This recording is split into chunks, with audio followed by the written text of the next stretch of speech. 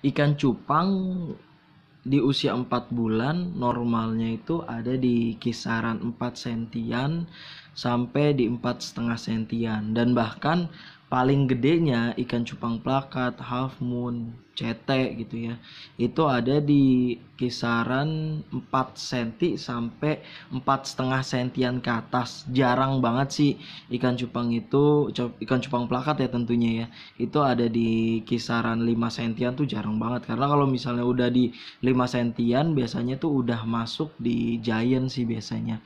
Nah, kalau pertanyaan yang muncul adalah, Bang, kok ikan cupang saya kok nggak gede-gede ya Bang ya? Mari kita runtut satu persatu nih ya. Nah, jadi kalau misalnya di umur-umur 1 sampai 14 hari, itu memang yang terjadi adalah ikan cupangnya itu bakal kecil dan lama perkembangannya. Makanya kalau misalnya dibilang, gue kok umur seminggu kok masih kecil banget ya, gue kok umur 2 minggu kok masih kecil banget. Memang kalau misalnya ikan cupang baru lahir atau baru netas itu biasanya akan terlihat lama gedenya ketika dia belum kena kutu air. Nah, kalau misalnya ikan cupang burayak gitu ya, umur-umuran 0 sampai 2 minggu, karena biasanya 0 sampai 2 minggu itu masih belum kelihatan banget gitu. Nah, nanti di umur 2 mingguan tuh gedenya tuh udah segede beras gitu kan, udah mulai kelihatan lah buntutnya apa segala macem gitu kan.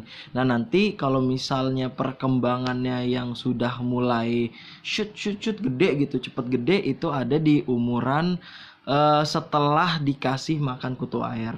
Nah, setelah dikasih makan kutu air itu biasanya tuh dia mulai booster tuh, mulai cepet gede, cepet berwarna gitu kan.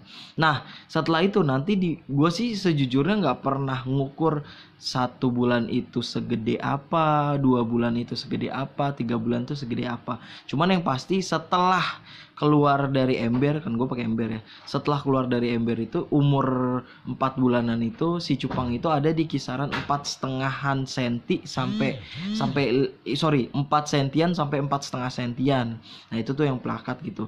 Cuman biasanya kalau misalnya perkembangannya itu kelihatan dari kalau misalnya sebulan itu dia udah mulai segede beras dan badannya itu udah mulai ada sisik-sisiknya biru atau warna dasar. Kalau koi ya berarti selo gitu kan. Nah, nanti di umur 2 bulanan dia mulai kelihatan tuh warna-warna dari emak bapaknya. Misalnya emak bapaknya itu kawinan koi ya berarti dia mulai kelihatan tuh totol-totol koinya. Emak bapaknya kawinan fancy ya berarti dia mulai kelihatan tuh fancy-fancynya. Emak bapaknya blue rim ya itu nanti anakannya udah mulai kelihatan tuh si putih-putihnya, bakat-bakat blue rim. Nah, kalau gue sih lebih kelihatan ke situ gitu.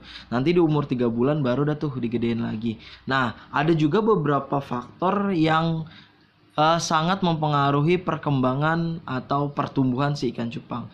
Yang pertama adalah takaran makanan. Nah, kadang-kadang suka salah nih kita nakarin makanan. Karena kalau kebanyakan pun akhirnya berbahaya buat cupang. Karena menurut gua pertumbuhan itu disebabkan oleh makanan yang ideal dan waktu. Nggak bisa kita serta-merta kita ngebooster. Mungkin bisa sih, cuman menurut gua akhirnya pun ikannya nggak bakal sehat juga. Kita ngebooster si ikan cupang kita, misalnya normalnya 4 bulan itu ada di 4 sentian sampai 4,5 sentian, kita hajar pengen di 2 bulan, misalnya 2 bulan di 4 sentian sampai 4,5 sentian. Menurut gua juga mungkin ada teknologi-teknologi itu yang akhirnya mempercepat hasil panen. Mungkin ada sih, cuman kalau gua lebih seneng tumbuh secara natural, warnanya secara natural, warnanya sesuai dengan waktu, perkembangannya juga sesuai dengan waktu kalau gue pribadi ya. Nah, terkadang kita ngomongin tentang takaran. Nah, kalau takaran tuh secukupnya ya. Kadang nih ini susah juga untuk di apa diomongin secara pasti itu susah juga. Karena kalau ngomongin takaran kan sesuai dengan berapa jumlahnya burayak yang ada di kolam, berapa gedenya burayak yang ada di kolam, karena kan gedenya juga bakal beda-beda kan. Cuman kalau gua lebih seneng nakarinnya gini. Kalau misalnya kita ngasih makan jam 7, kita kasih makan tuh seret, 30 menit kemudian ternyata itu kutu airnya udah habis, itu berarti kita kasih makannya kedikitan. Atau spare waktunya sejam lah, sejam kutu airnya udah habis, itu berarti kedikitan banget, kedikitan. Nah, cuman kalau misalnya kita kasih makan kutu air jam 12 itu kutu airnya masih ada. Jam 12 kutu air masih ada. Itu berarti jam 8 kutu air masih ada, jam 9 kutu air masih ada, jam 12 kutu air udah nggak ada. Nah, itu berarti menurut gua takaran makanan itu udah cukup. Cuman kalau misalnya kita kasih makan ternyata maghrib masih ada, jam 7 kita kasih makan, maghrib masih ada, sore masih ada. Nah, menurut gua itu kebanyakan, berarti besokannya nggak perlu dikasih makan lagi, kayak gitu. Nah, terus yang kedua itu biasanya peran makanan. Nah, ini juga kita harus tahu nih si peran makanan ini, karena ada, kalau gue sih di kandang tuh cuma ada 3 ya, cacing sutra, kutu air, sama encu. Nah, jadi ini si 3 ini kadang-kadang mempunyai peran makanan yang masih peran untuk tubuh si cupangnya itu masing-masing. Contoh, kalau cacing sutra itu buat ngegedein badan, jadi dia akan cepat gede, cuman dia nggak keker dan dia nggak berwarna gitu, karena si cacing ini hanya efeknya itu cuma ngegendutin sama ngemanjangin gitu.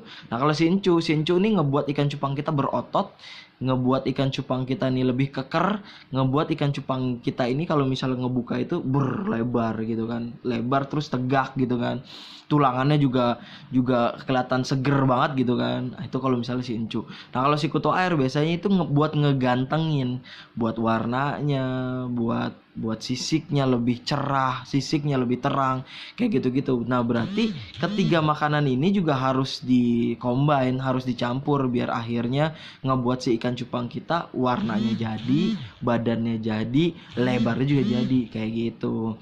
Nah, setelah itu yang ketiga adalah faktor ya, ini faktor-faktor biar ikan cupang kita cepat gede. Biasanya ketiga itu ngomongin tentang wadah. Wadahnya semakin lebar, wadahnya semakin panjang, ikan cupang kita tuh akan cepat gede. Gua nggak tahu kenapa, cuman yang pasti sih karena lebar, karena panjang tuh dia bisa terbang, dia bisa berenang kemana-mana. Akhirnya si ikan cupangnya sehat, si ikan cupangnya cepat gede. Itu sih karena bakal beda banget si ikan cupang yang berada di tempat yang persegi panjang sama ikan cupang yang berada di tempat yang lingkaran gitu ya, bulat kayak bak gitu. Itu akan beda banget. Cobain deh kalau emang nggak percaya. Terus yang keempat ini adalah ember. Kok ember, Bang? Kita bakal ketemu lagi di episode selanjutnya. Jadi kita bakal ngomongin tentang ember. Kenapa ember? Kita bakal ngomongin kenapa faktor terbesar di Encis Cupang Depok itu ada di ember. Nanti kita bakal omongin.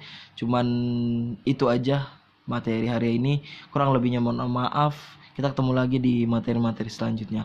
Ngomongan gue udah mulai tidak konsen karena ini waktunya untuk sarapan pagi.